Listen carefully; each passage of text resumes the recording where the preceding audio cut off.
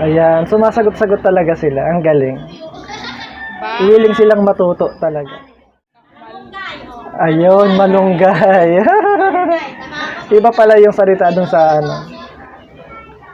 Natutuwa ako sa kanila habang nag-aaral sila. Nag-e-enjoy sila at nagbabanding time na rin sila. So, masaya silang panoorin. At si Maylin, bibong-bibo, sumasagot talaga. Si Ninita, sumasagot din. Nakikita ko, nag-e-enjoy sila habang nag-aaral. Maylin at Ninita, may tutor na. Ayan ang pag-uusapan natin. Hello guys, welcome back to my YouTube channel at welcome sa aking munting channel sa mga baguhan. Panibagong araw at panibagong reaction video na naman ang aking gagawin. At bago tayo magsimula, gusto ko muna kayong batiin ng good morning, good afternoon, good evening. Kung nasa man kayo mga lokasyon ngayon, sana nasa mabuti kayong kalagayan. At shout out kay Sir Paul Pugong Biyahero, shout out sa PB Team, shout out sa Tres Marias. Guys, sa mga hindi pa nakasubscribe sa Tres Marias, please subscribe. Suportahan po natin ang Tres Marias. So guys, pag-usapan natin itong si Maylin at Ninita, may tutor na. At sa tulong ni Ma'am Nida. So guys, panoorin natin itong maikling video na ito. At kung gusto nyo mapanood ang full video, ilalagay ko sa description link. So ayun guys, suportahan natin ang Tres Marias. Panoorin natin itong sila Maylin at Ninita. Pambansa. Ano, Ninita? Saging? Ayan, tinuturuan sila ng kapatid ni Ma'am Nida. Pambansang dahon. Dahon ng ano, pampalaya. Naging dahon ng palaya yung pambansang dahon. Palaya. Hi, start with letter A. O, hindi na ulit. Anahaw. Wow, Anahaw. ang galing. Nakita ka na ba ng dahon ng anahaw? Very good. Napansin ko kagad si Maylin talagang nakikipag-cooperate. Malalaman mo talaga yung batang gustong matuto. So si Maylin, porsigido matuto. Talagang sumasagot siya kahit may mga maling sagot, pero talaga sumasagot siya. Ibig sabihin porsigido siyang matuto. At ito naman si Ninita, konting push pa at matututo din siya. So panoorin pa natin. O, ikaw, Ninita, ano ang pambansang hayop? Kalabaw. O, tama. Wow, very good. Pambansang Nakikinig talaga sila. ibon. O, yan. Wow, ang galing talaga ni Maylin. O, pambansang gulay. Uy, Ikaw daw. itaw, ano? Sitaw. Pambansang gulay.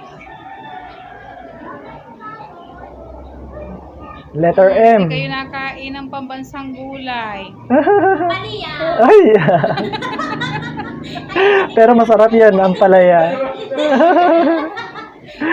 Oo, iba tawag sa inyo noon. Oo, M. Oo, Letter pero sa M kanila, yun. Letter K yun. Lamonga. Oo. Lamonga. Palamonggay. Lamonggay. Oh. Ayun, malunggay. Iba pala yung salita dun sa ano.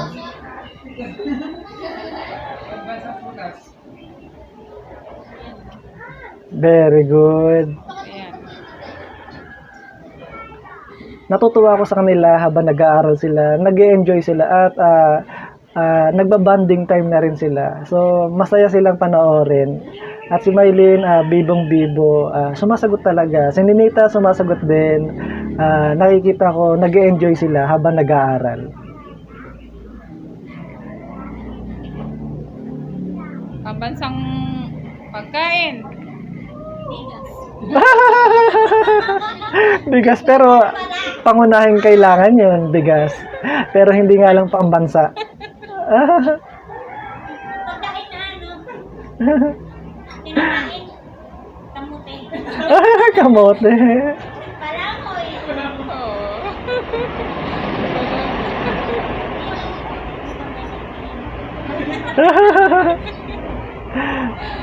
Nag-enjoy lang sila na habang nag-aaral. Pambansang pagkain. Burger. Sininita dyan. Maylin. O, para ang pambansang ulam ng mga Pilipino. Ano po? Pichay? Ay, nakaninita.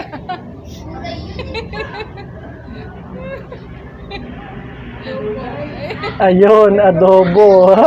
Yun na, yun na.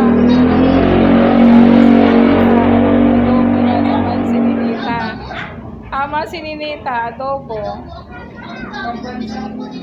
Ang galing ni Ninita. Ang tawag sa damit ng iba.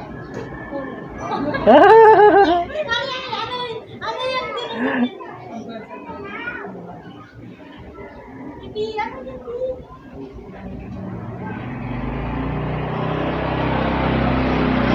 Yung damit ninyo, ano tawag doon?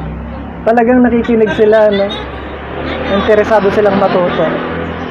Parot, say, Ayan, sumasagot-sagot talaga sila. Ang galing. ba? Willing silang matuto talaga. Barong, barong, barong. Barong. Ninita, iba ba? Habang nagtatagal yan, yung salita nila maayos din. Ayan. Tapos na po silang merienda pero hindi pa sila tapos mag-aral. Ayan, salamat kay Ma'am Nida at sa kanyang kapatid na paggabay, pagturo, kala Maylin at Ninita. So, nakikita ko interesado silang matuto. Lalong-lalo na itong si Maylin, talagang sumasagot kahit mali, pero talagang malalaman mo talaga na porsigidong matuto. At ito naman si Ninita, matututo din to at kaunting push lang, hindi magtatagal, maayos din yung pagsasalita nila. Doon lang sila sa pagsasalita nila.